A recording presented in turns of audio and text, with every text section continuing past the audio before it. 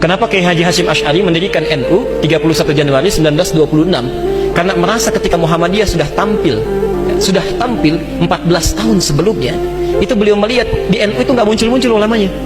Asy'ari dengan pendiri Muhammadiyah, Muhammad Darwish, itu satu keluarga, satu saudara yang sama, bahkan ngajinya sama-sama, itu di Semarang, di Kiai Haji Soleh Darat. Ya.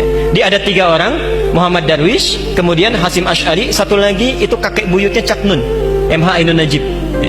Cuma 2 ini yang menonjol, karena menonjol, bagus baca kitabnya, soleh orangnya, itu langsung diperintahkan pergi ke Mekah, diberikan kitab. Ya.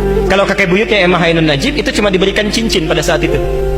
Saat berangkat ke Mekah, berguru di guru yang sama, namanya Syekh Ahmad Khatib dari Sambas, dikenal dengan Syekh Ahmad Khatib As-Sambasi. Nah, setelah dilihat-lihat sampai kembali ke Nusantara di masa yang sama, itu Masya Allah, ternyata keduanya punya visi yang sama, ya, tapi punya beda karakter. Yang satu senang praktek, ya, namanya Muhammad Darwish, lantas pulang diganti nanti menjadi Ahmad Dahlan. Yang satu lagi senang menulis kitab. Nah, Hasyim Asy'ari ini menulis 19 kitab dalam hidupnya. Kami punya itu koleksinya, ada 19 kitab.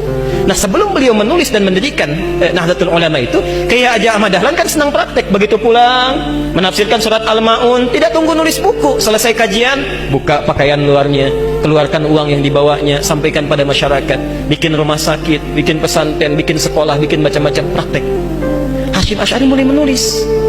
Saat meninggal Kiai Haji Ahmad Dahlan 1924, difikirkan oleh beliau, ya, ini seorang sudah meninggal dunia, ulama belum bangkit. Maka ditulislah kemudian kitab baru yang menjadi landasan lahirnya ormas baru disebut dengan Nahdlatul Ulama.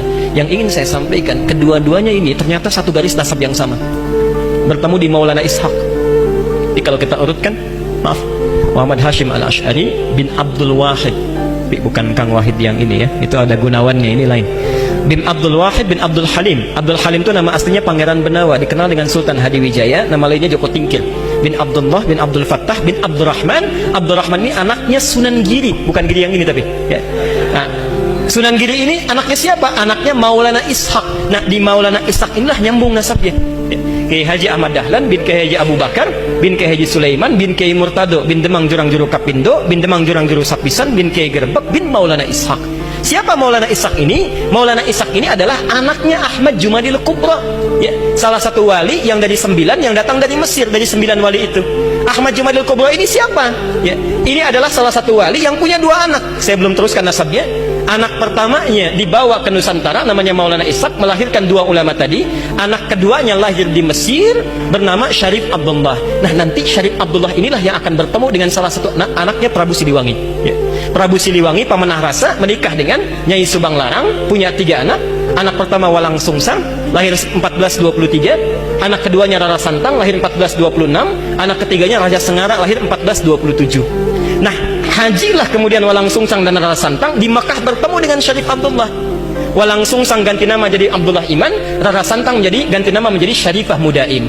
Jatuh cinta Syarif Abdullah dengan Syarifah Mudaim, menikahlah, pulang ke Mesir, tinggal 20 tahun, melahirkan anak bernama Syarif Hidayatullah. Berguru pada Syekh Ibnu Athaillah As-Sakandari. Pulang nengok kakek buyutnya, bertemu dengan Prabu Siliwangi. Saat itu tinggalnya ada di Lingkaran Jati, maka dikenallah dengan saat itu dengan nama Sunan Gunung Jati. Nah, baik Ahmad Dahlan ataupun Hasyim Asy'ari itu berada di satu garis yang sama, dari Ahmad Jumadil Kubra bin Ali Zainal Al-Qadir bin Ali Zainal Abidin, keturunannya dari Al-Husain, Husain anaknya Ali, Ali suami Fatimah, Fatimah putri Rasulullah sallallahu alaihi wasallam. Tapi sampai hari ini tidak pernah Ahmad Dahlan disebut dengan Habib. Itu gak ada. Kayak Ahmad Dahlan. Yang penting sikapnya seperti Nabi, tuturnya seperti Nabi, pandangannya seperti Nabi. Kullu mri'in bima kasaba rahin, itu pilihan kita semua.